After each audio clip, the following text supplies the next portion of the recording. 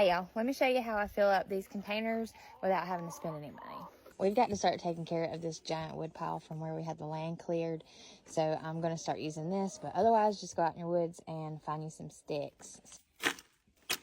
Pine needles can also be used as a top layer too, as a form of mulch. And I'm also going to take some of the sticks too, just to fill up some space. It's also a good idea to add things that are still green, because that's going to cause it to start composting down in here. So while your things are growing, it's breaking down and it's also feeding your plants at the same time. There's some pokeweed growing up here, so I'm going to take some of the leaves off of it and to act as more of a fertilizer layer. And some leaves. And some leaf mulch. So leaf mulch is what it is once it started to break down. This looks like it was once a log.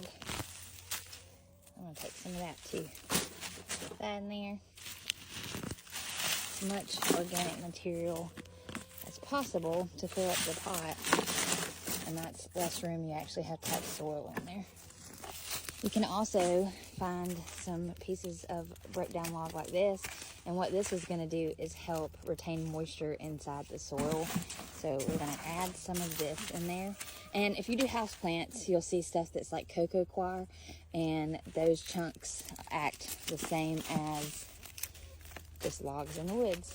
I'm going to put a bunch in there because I neglect to water mine. Alright, and then now we're going to top it off with some soil. We've got this patch of soil that is wood soil. That was from where we had our land cleared. But any soil out of your yard will do, as long as it's not just straight red clay. So I'm going to dig out of this and fill this bucket up. Now that you have your soil ready to go, you can pretty much get to planting. I'm going to put these walking onions that I dug up out of the yard in here. I'm going to top this with leaf matter, water it in, and then it'll be good to go through winter.